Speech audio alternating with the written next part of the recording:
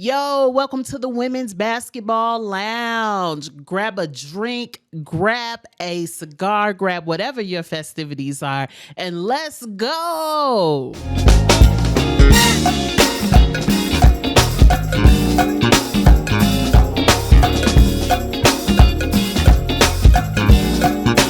And we're back. We're back. It's been 2 weeks already. Right. Hey, how you doing? Hey, man, I'm still here. You know, I'm still here. What's been happening? A whole lot of life and just staying busy with dream work. I think the last time we talked, I told you about some comedic opportunities that were coming up for me. And I've got some things that are coming through, which is really cool. I just joined a house improv team, which is kind of a big deal. So I'll be on stage a lot more. But yeah, that's me. That's all that's been going on with me. I've just been hustling and grinding and working through the trials and tribulations of everyday life, going and growing along the way. What's been up with you? Man, these damn kids. Not these damn kids. We had an amazing time. We've been having fun. We've been having good fun, getting to know each other. And I took my kids to the Dallas Wings game just yesterday. They had an amazing time. It's just, I think one of the great things about being a coach is introducing kids to certain things, certain aspects of life. But yeah, greatly, I was able to introduce them to their first WNBA game. They were super excited. Yo.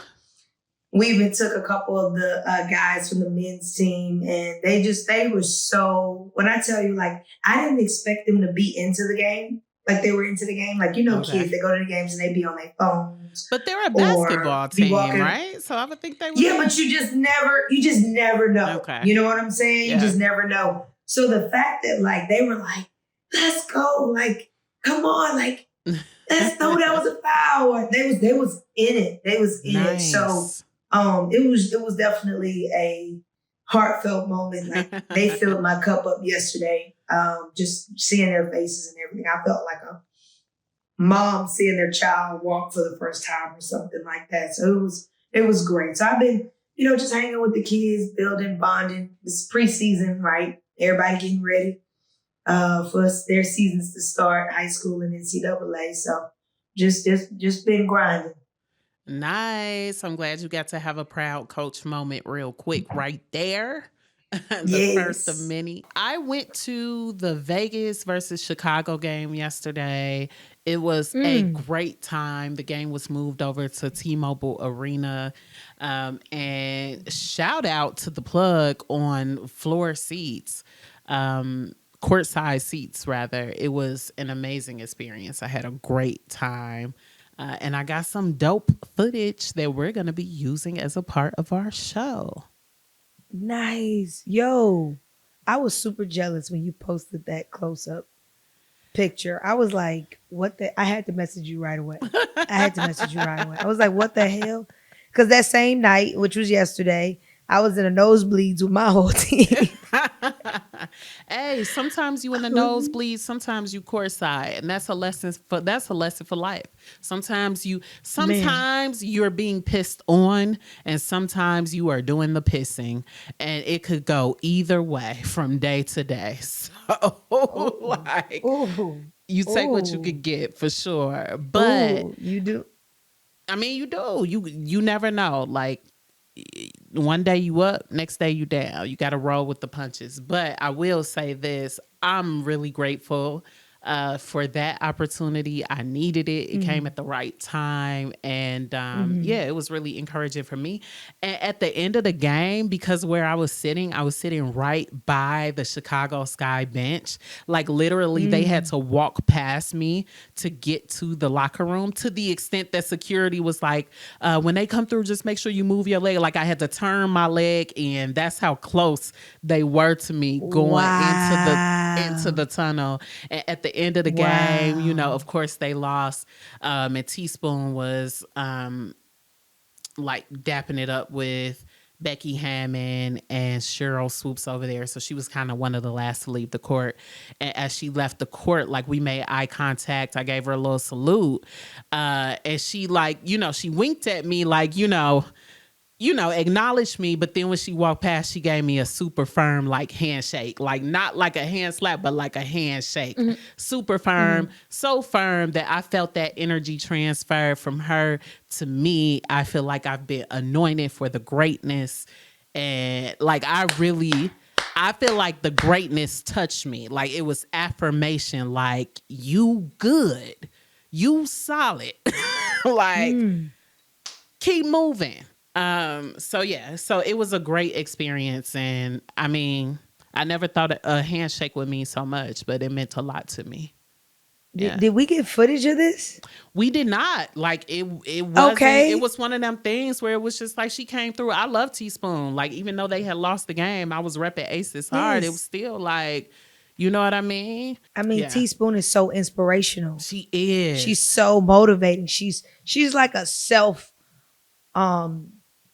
E.T. Thomas. She's like a automatic Denzel, like in the sense of motivation. Like she's a walking inspiration, a walking motivational speaker. Like I'm so jealous of the energy that you probably felt from her. Man, that energy transfer right there. It was like,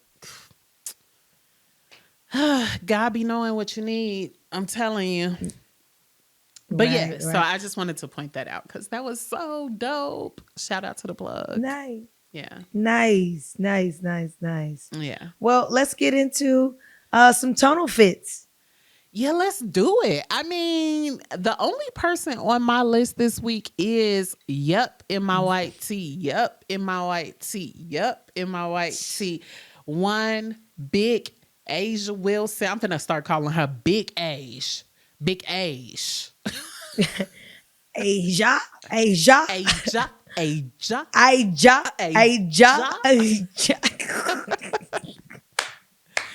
But yo, yeah. Hold on.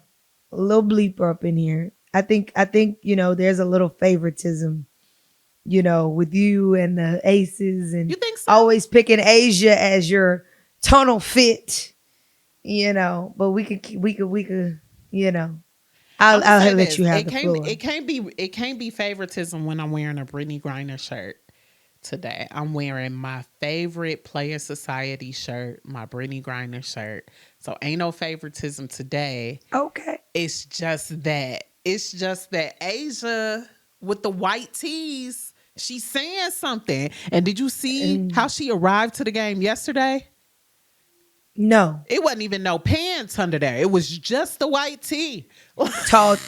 She just look. That was look, hold on. That was her coming from somebody's hotel room. Maybe. Hey, whatever it takes. She just got out of bed. Some people give you energy, some people drain your energy. Like, hey, whatever the getting is. May the getting stay good. Right. But for those of y'all that don't know, Asia Wilson said she's wearing a white tee until her team starts playing up to the Aces standards. There we go. She feels like her team is not playing up to the standard of the Aces and what it means to be an Aces. And until that happens, she's going to be in a white t-shirt. She's not wrong. The Aces had not been playing well. It's been difficult to watch. I mean, it's Aces gang over here, but it's still been hard to watch because they haven't been playing like themselves. I chalk that up to them being tired. I think there's something to be said by them having 5 members of the team playing in the Olympics, 4 starters playing for USA, and then Megan Gustafson playing for Spain. Like, I think they're just tired, but we're starting to see that momentum come back up. Yeah. And even Tiffany Hayes playing the 3-on-3, That's right. So, that's right. Yeah. And Becky Hammond only rotate 7, maybe 8. Well, the bench is not that deep. I mean, I will say that's one thing we could stand to work on. We need some bench depth for sure. But yeah, so I didn't even know Asia said that, but I already felt it. Okay. She ain't even Yeah. have to say it. I felt it. Yeah. You knew as a former athlete, as a former like person when you wear your white like you know what that if you're a part of the culture, you know what that message sends. Like For you sure. just know. You know what's When up. Anybody that come in their white tee, hey, it's clean, it's cute. It's very basic, but it's an expression, which is why we love tonal fits, and because it's a form of expression of how you're feeling for that game, for that day. Because women, yes, we are emotional, but we can kind of wear our emotions in our clothes. You know what I mean? All those things. So I love it. I love tonal fits, and I love that. I love that it's not just the t-shirt too. It's plain face. It's plain. It's no makeup. No nonsense. Let's go to war. So yeah, that's Asia's my tonal fit pick. Who's yours? Honestly, I guess I'm gonna go with the Bayou Barbie herself. Go with her recent opponent, Angel Reese. Angel Reese, I love her outfits, but this time she's kind of becoming a little more mixing the 90s outfits. She had on the baggy shorts with the Timbs, going back to her Be More East Coast vibe with like the cute skimpy shirts, you know what I mean, and all that. So for me, that reminds me of like my childhood, because that's how we dressed in like the early 2000s, late 90s. I hear you. All that stuff. Like I feel like a jersey dress is coming back, something like that. I feel like she's gonna bring one back, because I think they're making like jersey dresses back again. But yeah, I love how she's taking us to the throwback, because clothes recycle. That's all. All we do is recycle, generations or put them together. So yeah. No, you're definitely right about that. All right, let's get into some hot topics. Speaking of hot topics, we're gonna start with your girl, since we own Asia. We own Asia. Since we own Asia, we gonna talk about her being in Miami. Okay, so Asia Wilson was in Miami. Bam. In case y'all don't know who Bam is, Bam is a post player who plays for the Miami Heat. He also was an Olympian and played for Team USA in Paris. And Asia and Bam were hanging out a lot in Paris, and we're very much pal friends. And rumors of them dating, but we are not sure. But Asia flew out to Miami because Bam was getting a key to the city of Miami. Asia had her mom and dad sitting next to her while sitting next to Bam's mom. Y'all know in black families what that means. I'ma just say that. Right, me? Y'all know what that means. When you bring your mama and your daddy to a friend event. Okay. But we're going to continue. I'm going to give it the benefit of the doubt. I feel like we know what that is, but they not ready to tell us what that is. So maybe that means they are still not 100% sure what that is. Maybe. But. Well, also, yeah, go ahead. No, I will say, like, I mean, if the families are close, if they're good friends, you know what I mean, and dad is bonded with them, even if they best friends, like I could still see that being a thing. Like I could still see that being a thing. My mother would totally go. I can think about 3 of my best guy friends right now, and my mother would totally go see them get the keys to the city if they got it. And how long you been knowing them? I mean, is that okay? Important? I rest my case. Yes, that is very important. Okay. My mom ain't going to see nobody I met. Bam? Do we know how long she's been knowing Bam? We don't know. But that's what I'm saying. That's the piece we don't know. Maybe they've been knowing each other a lot longer than we think they have. Okay. Anyways, so she was in Miami. And so the mayor decides to speak her name. Mm-hmm. We have in the audience Miss Asia. It's a hard J. Wilson. It's Asia with a hard J. Asia. First of all, get the baby name right. Get her name right. Okay. Second of all, what she said was so awkward. And just, why would you bring her up? I feel like somebody told her to mention that. It didn't feel like it came naturally to her. Yeah.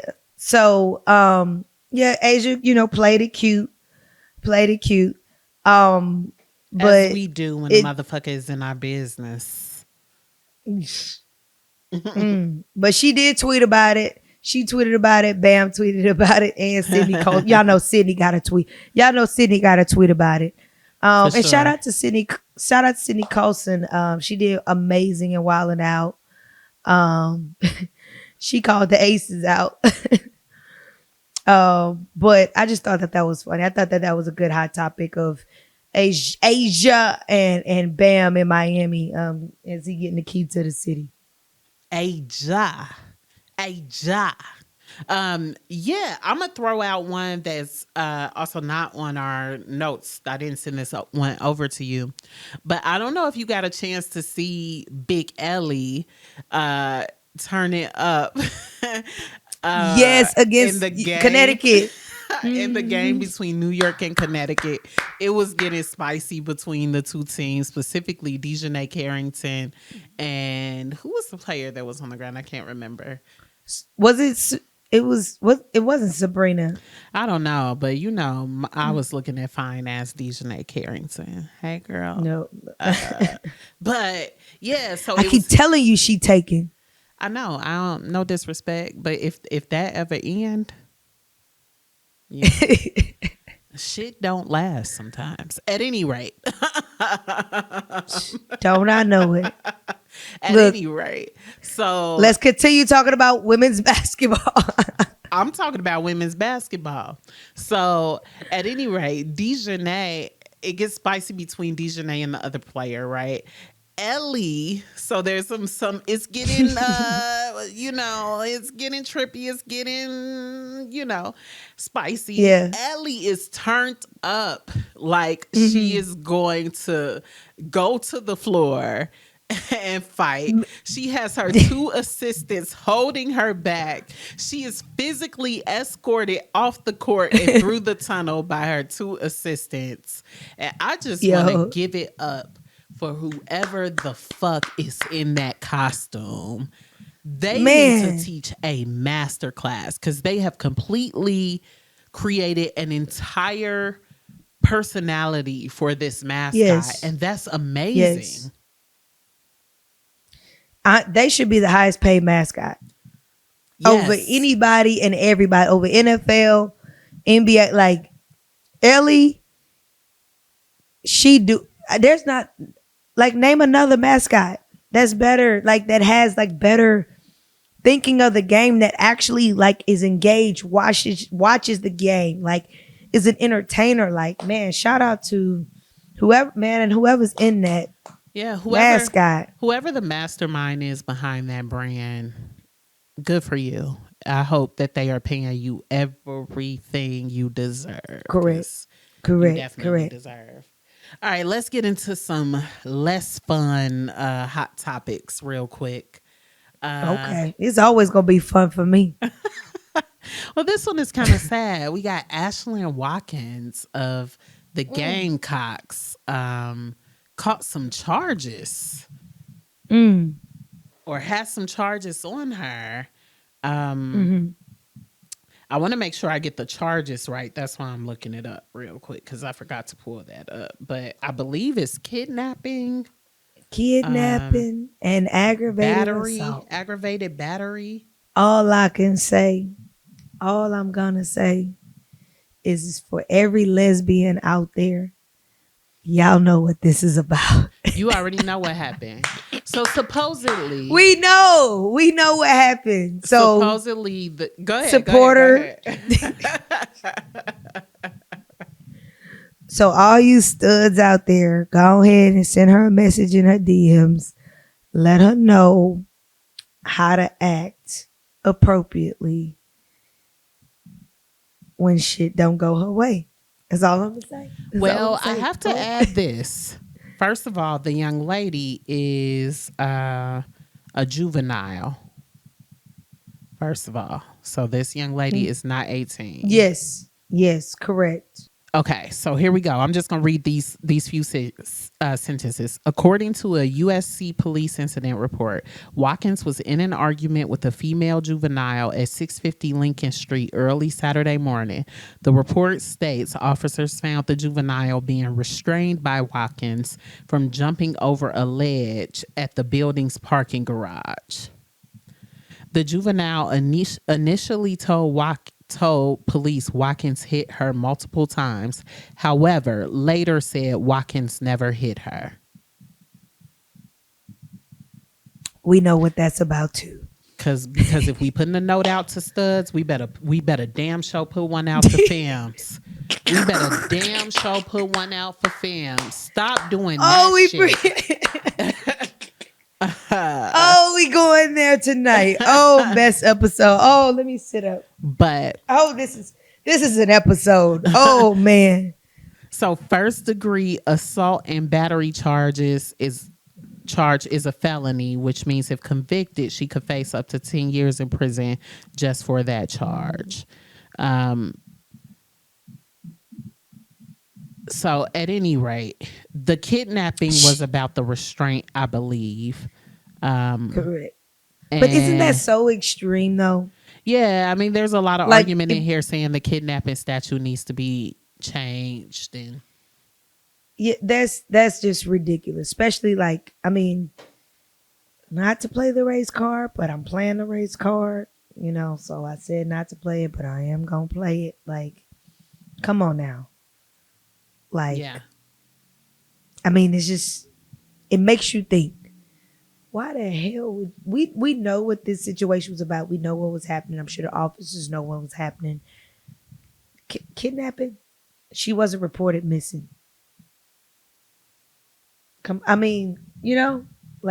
Yeah. So, I just think that that's a little extreme. So I'm sure those charges will be dropped. I hope so. The battery and all those things. I'm sure she's gonna have to do a lot of community service. She has a good lawyer that's on top of it. You know what I mean? And she has NIL deals, so she got some money to pay for some good lawyers and stuff. I think Don's gonna teach her a lesson. It's definitely gonna hurt the team of South Carolina. Apparently the USC, apparently the suspension has been lifted, so she's not gonna be suspended. I'm talking about Dawn. I'm not talking about NCAA. No. Dawn, I'm saying like regulate in terms of it hurting the team. Like she could still, she's not suspended, so it would be up to Dawn to say she can or can't play. Right. So I'm saying it's gonna hurt the team in the sense that Dawn gonna regulate. Dawn either gonna have some consequences for, her, as an individual that could affect the team. Yeah. You know what I'm saying? She has to, right? Because she's raising the standards and she's all about discipline and structure. So I'm sure she after, Watkins is through it all and all that, I'm sure she's going to have some consequences. But also, it's going to affect the mental because now, I'm sure, and this sucks. It sucks, but this is reality. And we're here to talk about it, Mick. But I'm sure she's going to receive hate mail. Oh, yeah, for sure. She lives in South Carolina, all those things go to South Carolina. Like, she's going to receive some hate mail from fans. So just the mental aspect. So this is like, I hope she can overcome it. She can. All that. She just got to stay out of shit. She's young. Yeah, she young. She just got to stay out of shit going forward. She could clean it up. Let this be a lesson to all you NCAA players that's out here dating, male or female. Male or female. Domestic violence is never the right choice. Protect yourself at all times. If someone has that power over you to take you to that place, you don't need to be around them, You and gotta they leave don't them need to be in alone. your space. You gotta leave them Because alone. what the NCAA Women's Basketball League is doing is moving forward, and we don't want to move back when there's eyes on us. I'm gonna apply that to across the board. If you are a person that got some things going on for yourself, be very careful. Be very careful. Because I do think there's a lot that's not being said here. But a couple of things concern me. The fact that this young lady is a juvenile concerns me. Because how old is Ashlyn Watkins to be fucking with a 17-year-old? I mean, I'm just going to assume she's 17. But Ashlyn Watkins was she a freshman this past year? She was a sophomore. Okay. Sophomore. So she's a junior. She's at least 20. That happens. That's very common for college kids to date high school. I wouldn't do it. I didn't look back. I mean, at it is common. It is common, but she's not in a common situation, and she needs to watch herself. Like she's not in a common ass situation. Correct. You play for the Gamecocks. Like you need not take no risk. Like you need not even put yourself in a situation because we don't know how juvenile this juvenile is. Is she 17 or is she 16? You know what I mean? Or is she, you get what I'm saying? And maybe that's a Southern thing, but you know, that might be a Southern thing. It might not be as whatever. Trust me, but when I was in school, these high school kids act more grown than me. Okay. So I hear it. I'm just saying I think when you in a specific position and you got some things lined up for yourself, you have to be more careful even than anybody else. Correct. And so okay. Watkins, we hope you get through this. We love you. Yeah, Shout out to Ashley Watkins. We want to see you We win. know we know you need to get through these charges. You know, so keep your head up. And shout out to the juvenile too. Like if you need if she did those things to you, then you need to leave her alone. All right, let's talk about Sheryl Swoops and Stephen A. So this has been a little bit ongoing. What's going on, girl? This, I believe, started because on Sheryl Swoops' podcast, Queens of the Court, which we reference that podcast a lot on this show. She was on the show talking about the Fever and their comeback, like how they've been playing better since the break. And she started talking about the players on the Fever who have contributed to that. I think she very intentionally did not talk about Caitlin Clark. And the context of that is like Caitlin gets a lot of shine everywhere else and the other members of her team do not. And so she was talking about how the other members of her team have been playing really well. Well, Stephen A apparently got a hold of that clip and was like going in because he felt like it's bullshit that he would talk about the Indiana that Sheryl Swoops would talk about the Indiana Fever without talking about Caitlin Clark. Totally missing kind of the point of the whole thing. Sheryl Swoops fired back on the podcast, on the next episode of the podcast, basically being like, you know, don't take some shit from my show and go to your show and start talking about it like without the full context, like, you know. And so then Stephen A called Sheryl Swoops immature. Immature. So on Twitter or on the show? I believe on his show. I think that like we need to talk about this because it seems to really be bothering the men, you know, the men commentators, some of the former men players, former NBA players, even some current NBA players. It seems to really bother them that fans of the WNBA want to make sure that people know that there are great players in the WNBA besides Caitlin Clark. I feel like they are taking that as an attack on Caitlin Clark, when really what it is saying, hey, hey, hey, hey, there are amazing players across the league. Like, and let's give them some shine too. And because every other outlet that's not really like women's basketball focused and don't really cater to the fans of the W, put a whole lot of shine on Caitlin Clark. I feel like a lot of the content that's directed toward the WNBA fans is putting shine on other people. So I don't know. What do you like? What do you make of that? Like, what is that? Well, I know, like, I'm not her husband, I'm not her son, but I know a lot about Sheryl Swoops because I listen to her podcast. I follow her on Instagram. Like, I watched her play, like, watched her highlights, all that. Like, I watch every interaction when she has with players. Yeah. Sheryl Swoops is a very genuine person, and she wants everybody to win, especially the underdogs, especially the people that are not getting shine. Because if you know Sheryl Swoops, she was the underdog in the sense that she was the great without the cameras. Right? If y'all would have saw her play in the 90s, early 2000s, back in the day, y'all would be like,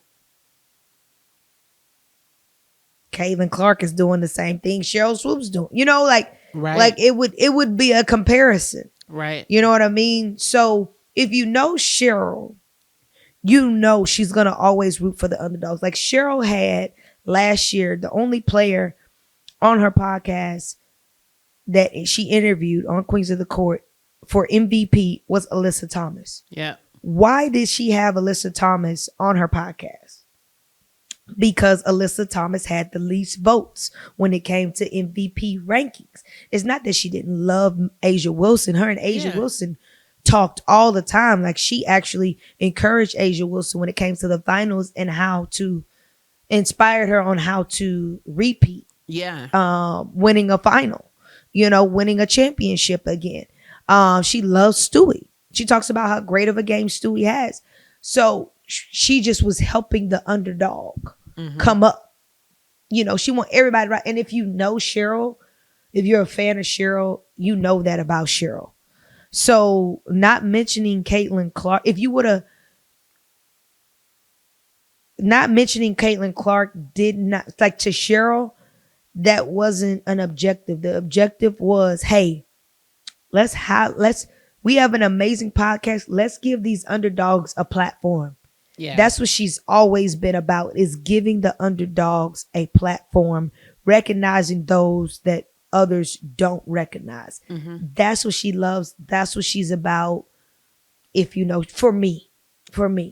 And so I don't even read into that. Like, not mention, like, so we can't mention the team without Caitlin Clark. Like, right. Come on, man. Like no one's above the team. Which is why it's like, a part of me feels like some of these people who are joining into the conversation need to pay a little more respect by sitting back and paying attention for a while. Like, understand the culture before you start commenting and, you know what I mean, making these broad statements. Because you're talking about it because everybody else is talking about it. Sheryl Swoops has been talking about it. You know what insider. I mean? Yes. So I think that matters. Stephen A don't have insider like Sheryl got insider. These WNBA has personal relationships with these players, which is part of what she, was saying in her own defense. But I do think Sheryl, like, leave it alone. Leave it alone, Auntie. Like, leave it alone. Hey, when they go low, we go high. When they go low, we go high. And you know what? I have to say this. Fever played the Dallas Wings at Wings. The Fever won. Why did the Fever win? If you literally watch that game, it was because of Kelsey Mitchell. Mm-hmm. And I'm sorry, other blonde lady, Caucasian lady. I can't think of her name, but she was knocking down corner threes. Mm-hmm. Yes, Caitlin Clark played an okay game, but at the same time, when it came down to the wire, who hit the last 10 shots was them two players. Yeah. Not Caitlin Clark. That is stepping up to the plate, and no one should be criticized or even like ridiculed for recognizing other talents on that team. Yeah. Especially when this one person gets so much shine everywhere else. Like, that's not to say, and I have heard Sheryl Swoops give Caitlin Clark her things a lot of times. Mm-hmm. A lot of times. So it's not that she's shorting her, but to your point, that should never be frowned upon. And here's the thing.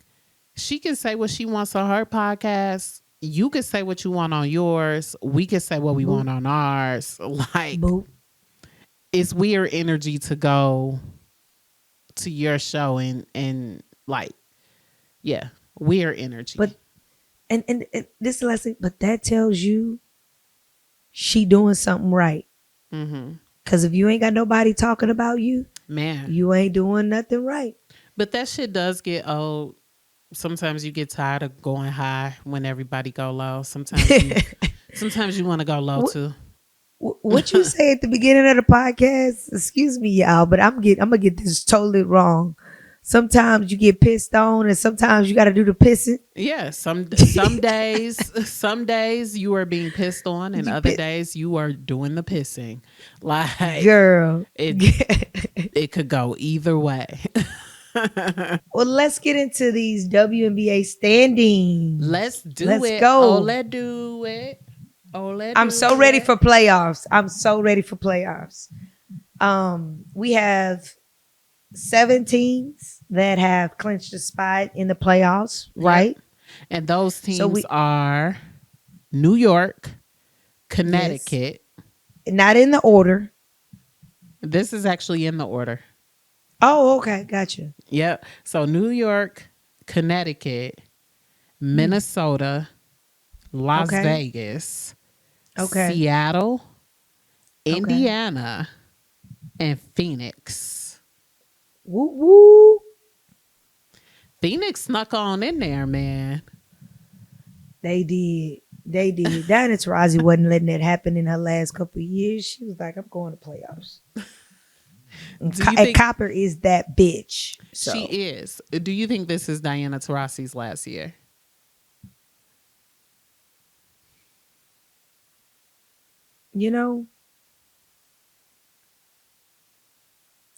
Should it be? Yes, but I don't think so.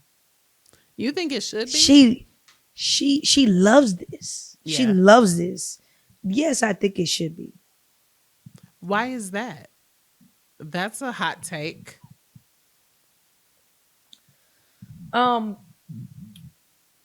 Why? Because number one, like, what else is there for her to do?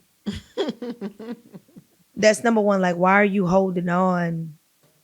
Like, you have kids, go enjoy your kids. Like, look at what happened to Kobe. Soon as he retired, God rest his soul. He passed away. He didn't enjoy many years with his children outside of retirement. As well as, like, there's so many more, like the WNBA seats are filled, right? Mm-hmm. Like, there's a waiting, like there's like this, it's limited, right? We don't have many teams, and there's so many people that's not even in the WNBA that should be. Mm-hmm. And so anybody that is close to retirement or should retire, I think should, just to give that next fresh new generation that feel. You know what I mean? And give Phoenix an opportunity to rebuild something around another franchise player. So I for all those reasons, right? All three of those reasons, I think this should be her last year. And plus, it was the Olympic year. Go out with a bang, go out with a gold, because you're not winning a championship. I'm sorry. I don't see it. Exactly. But We love you, I Diana. also don't necessarily think if she sticks around another year, if she has a better chance. She won't win a champion. She's done winning championships. Phoenix has to rebuild. Period. Because guess what Phoenix needs? A point guard. They got to figure that out. Is it time for BG to retire? You know, no, not yet. Not yet. Not yet. But that is in the near future. Cheers. I love BG, but I think it's coming up on her. I think she got maybe a couple years left, and then it's gonna be time. But I actually think she might only play one more year. Like, her child was just born. You know, I think there's gonna be more of a desire for her to move on to other things. Sometimes I think players don't move on to other things because they don't know what to do yet. And I think, correct. You know, Diana Taurasi, it could be one of those things like, well, I'm not sure what I want to do next yet, so I'm gonna just keep playing, because she is still balling. I mean, she's still balling. Like, even the reasons you gave, none of the reasons you gave have anything to do with her balling. Like, correct. She's still balling out. Correct. So, I mean, maybe, you know, she just got to figure it out. Personally, I think Diana will play another year. I think she'll play one more year. Right. But we'll see. You know, we will see. But you know what's crazy? Like, just to stay here for like another minute. Yeah. With Diana Taurasi retiring, Brittany Griner in the near future, Candace Parker retired this year, Maya Moore jersey got hung up this year. Yeah, I mean, that did our happen. Our generation is leaving. Like, we don't see like, who do we have now? Who do we still have in the W? Tina Charles, I think, plays for Atlanta. Tina Charles is still balling too. NECA's still balling. But out of Tina Charles, NECA, Courtney Williams was kind of on that line. But Natasha Cloud, okay, but I think the good thing about that is we get to see them now go do other things. And I do think that the W could use more people on the mic on the other side of it. So I do think that there's space for these players to go use their voice for other things. Right. Well, I'm just speaking on like the old W heads. Like, the W is about to change. Like, the NBA, you know, it's changed. Like, literally, like, all that's left, I think, is what Kate, after Melo retired and all them. Remember, there was like all the memes. Like, it's only like KD. Watching. Yeah, it's only like KD, LeBron, and I forgot. But like, the NBA is totally revamped and changed, and it's actually better.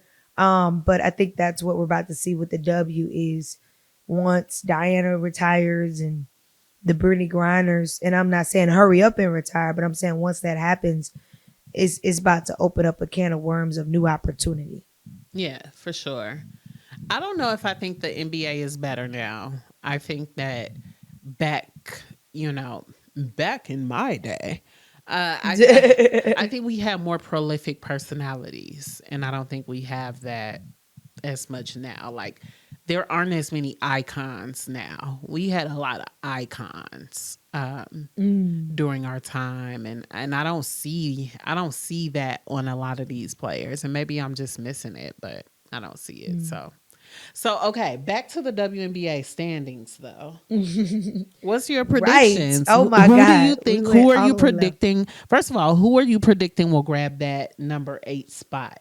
It's either gonna be I mean, we could be wrong, but I'm not sure if Washington mathematically can do it. Uh, but it's likely going to be either Chicago or Atlanta. Who you got? Well, you know, Kennedy Carter has COVID, Yeah, she right? wasn't playing yesterday. So COVID takes what, 14 days to sit out? WNBA regulations. I don't know if it's And 14 anymore. it's at least a week. Yeah, it might be just 7 now. They have huge games coming up this weekend. Mm-hmm. She's not going to play. Chicago doesn't have a chance without Kennedy Carter, period. So I'm going with Atlanta.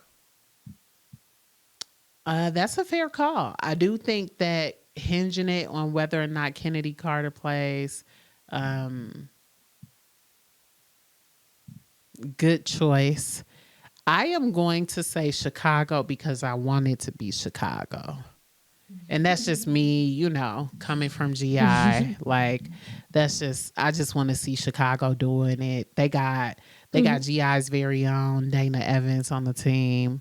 Like, I just want to see it for Chicago. I don't have the emotional attachment to Atlanta that I do to Chicago, but that's my only reason.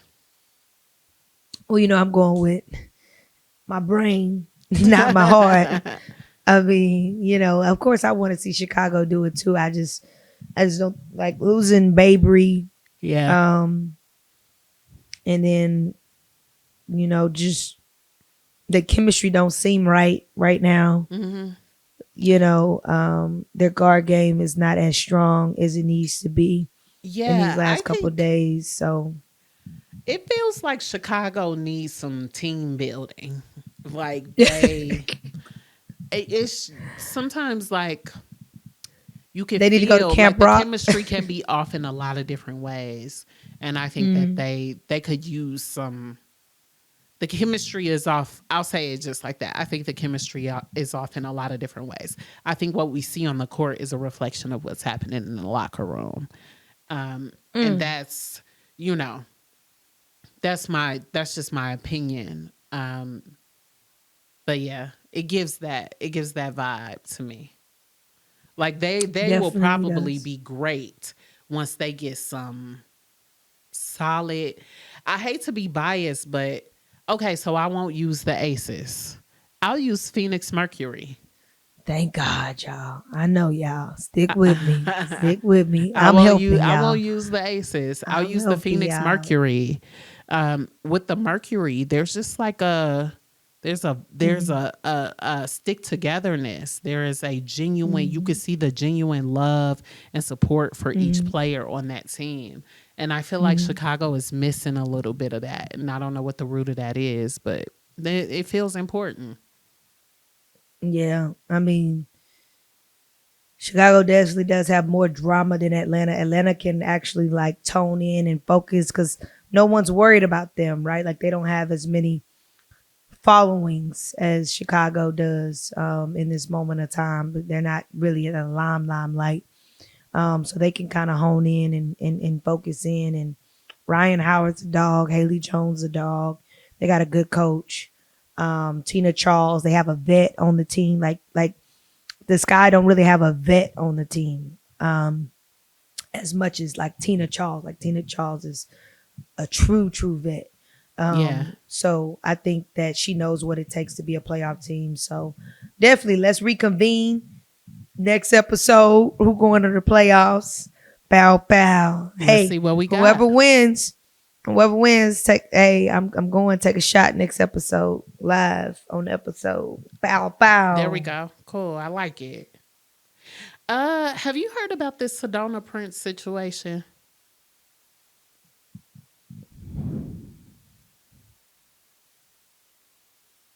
Oh, we back? Yeah. Oh, we back. No, I'm joking with you because the Sedona Prince situation. Yeah. Oh, we back to this? Yeah. No, but yes, but no. Like I scrolled past it, but please explain to the audience what's going on. So, Sedona Prince, There's a petition to remove Sedona Prince from the TCU roster. Basically, kick her off the team or suspend her. Are they trying? Wait, are they trying to suspend her? No. Yeah, remove Sedona Prince from TCU basketball. The petition now has 200,000 signatures on it. And it is the result of Sedona Prince's ex posting a 10 video series on TikTok, claiming that Sedona Prince physically and emotionally abused her during the time they were together.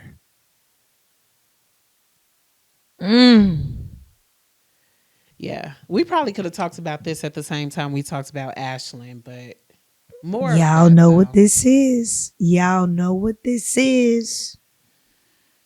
Y'all know what this is. We didn't This is say hard, this. though. I mean, I think if people are physically abusive or emotionally abusive, because that's the other thing, they are both terrible. Let's stop putting less on emotional abuse over physical abuse, because they're both awful. But yeah, I think like if a person is doing that, then I want them to be held accountable. And at the same time, sometimes it feels like there's no recourse once a person accuses you of that. And I don't know if that's necessarily right either, right? Because people lie. People do lie. Correct. My thing is,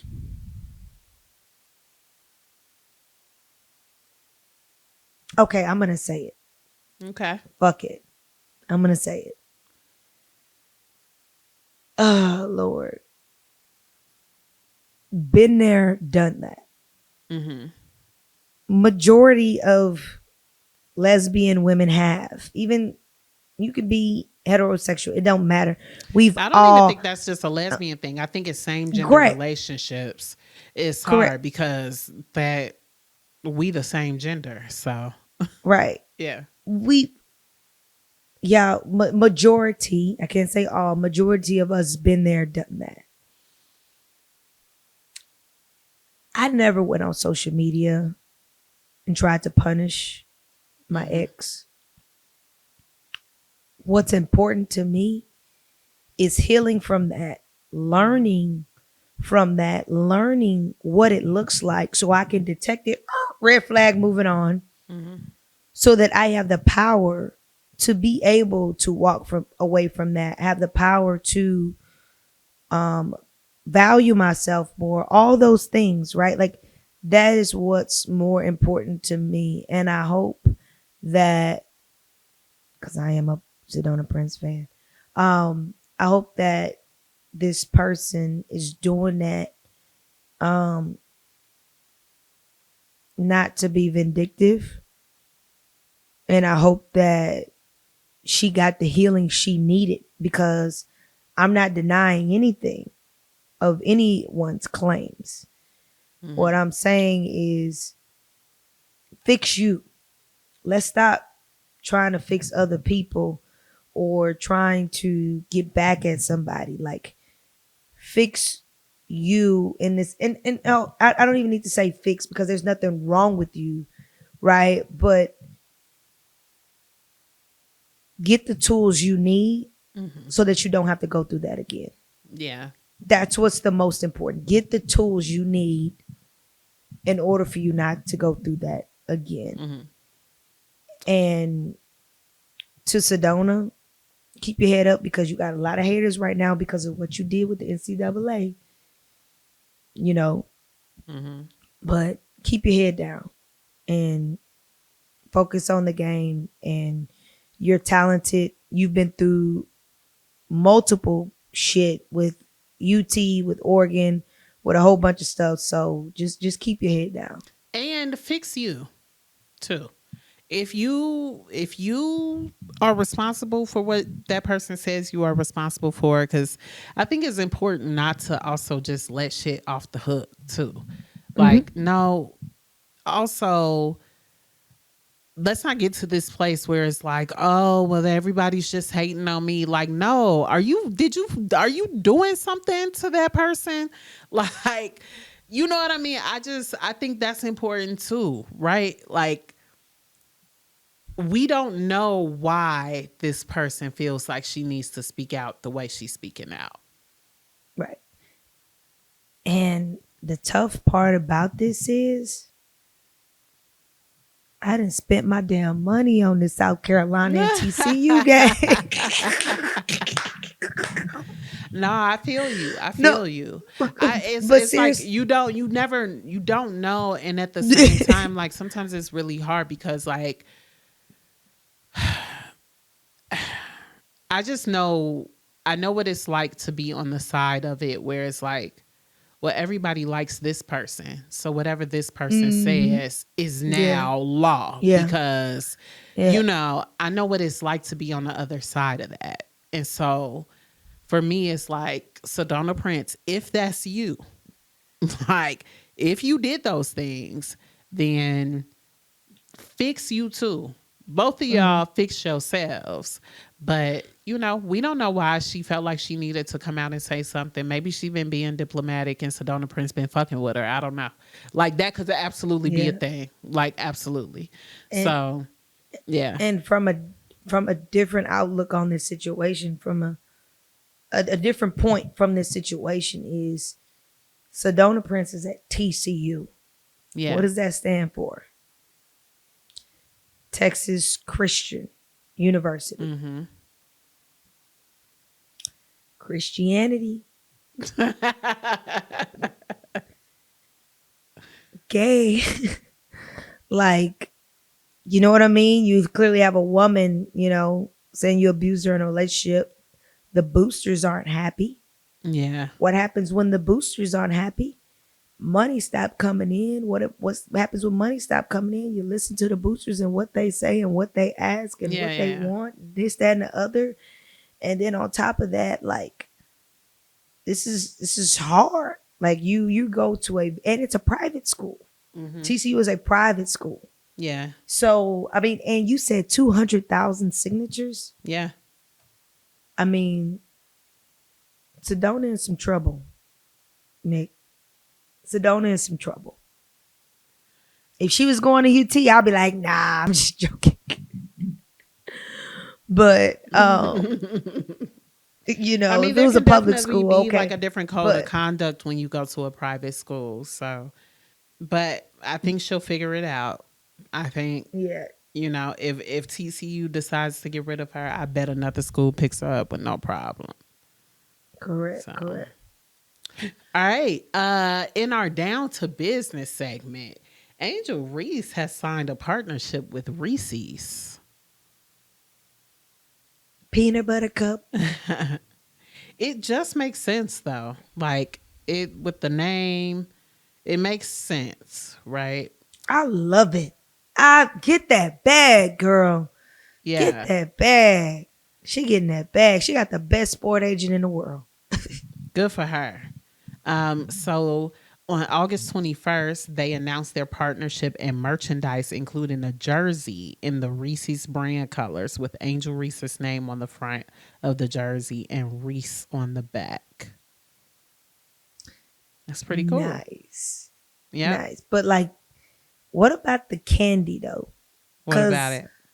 I'm not gonna lie, like, I feel like I want to see like a freaking, I'm so dramatic. I want to see a freaking Angel Reese face cup, peanut butter cup. That would be dope. That would be like who has had a peanut butter cup face? I also feel like though that might be too expensive. I mean, I think we should definitely get wrappers. I think we should get wrappers for sure. Like, meaning like we should get Angel Reese's face on the wrappers. But I don't know. I feel like the chocolate, to put her face on the chocolate or make chocolate in her image might be a wasted spend because that shit is so malleable. Like, if it's hot, it melts. If you put something on top of it, it changes. Like, you know what I'm saying? Has anybody been a sponsor of a chocolate bar? I don't know. Like we've Well, had plenty of celebrities do cereal, chips, right? I want to say that we've had Gatorade, Powerade, somebody but do. Why do I think I Chuck, remember seeing somebody on a bar before? Was it Michael give Jordan? me my chocolate bar. I don't know. Yeah, But I don't think so. We should look that up. Like she might be the first, especially first woman on sponsored by a chocolate candy bar. Like she there's might definitely I be the know for a first woman. fact. Definitely the first one. Like, come on, y'all. Yeah. Let's clap it up. Let's give Yeah, credit what give her her credit is due. things. I'm excited for her. It's such a smart partnership. I'm glad that she's thinking outside of the box and getting these partnerships where they come. I love Reese's, so I'm into You it. can't wait. I'm gonna get the Yeah. jersey. I'm gonna get the jersey for sure. Okay. Yeah. Okay. All right. We got one last thing to talk about. We got a Let's bad go. call charge. How many? Just one. Sheesh. Just one. No, I'm these refs again. Oh. They need to go back to training school. How Just many? one that we gonna talk about. Yeah, just one we gonna talk about. And that's because we have the video footage, courtesy of my courtside seats at the Chicago and Vegas game. So, did you see the video that I sent you? Did you watch it? I watched it. The forearm. Okay. So we got Dana Evans and we got Tiffany Hayes on Dana Evans. A foul was called on Dana Evans after Tiffany Hayes backed into the foot of another Chicago player. Angel Reese. It was a terrible call, in my opinion. Like, what was that? And being right up on it, seeing it, it was just like, I feel like Tiffany flopped a little bit and the refs bought it. But that was a bad call on my girl, on GI's very own Dana Evans. Bad call. I feel like when the ball is above the 3-point line, like we are taught to, as we're dribbling, hey, to keep that opponent's hand away from the ball, stick your forearm out. Yeah. And that's all she did. The only thing you cannot do is what? Extend your forearm. Extend it. Literally, she put it up for 2 seconds. 2 seconds. Like there wasn't even enough time for her to even hold it up. Like it was like boom, boom. Like soon as she took off, she took it up and they immediately called the foul. Yeah. Anything above the 3-point line, when it comes to sticking your arm up, I don't think it should be called an offensive foul. Right? Number one, just because I believe like she's trying to attack the basket. Like we want to make the defense play. We want to make the defense play defense. Number two, if it's inside the 3-point line, yes, that's an advantage, right? You want to make sure that it's closer and you get a good grasp of it. But anything above the 3-point line, and it was above the 3-point line, like bullshit. Bullshit. Like these refs got to do better. Like it's ridiculous. It is ridiculous because like this is me as a high school player, and I'm gonna get off my soapbox, but I am teaching high school players how to play the game appropriately, and you refs are messing it up. You're messing it up. Don't mess up our game by calling shit in the fucking game. Excuse my French. I'm sorry. By calling stuff in the game and then having these players try to adjust the basics of freaking basketball. Yeah. Because you don't know the call. You've never played before. Or you trying to make a call for your ego. All this. Like, come on. Be better. So I'm happy we agree on this one because last time we didn't agree on the bad call charge, but we agree on this one. This was in fact a bad call, and yeah, do better, refs. Do better. That's our show for this week. Thanks for listening. Do us a favor and like, comment, share, the episode, tell a friend about how much you love listening to Mick and Mimi of the Women's Basketball Lounge. Tell people how much you love us. Give us a like, give us a follow, give us a comment, share our episodes. Thank you so much for listening. Bye. Deuces.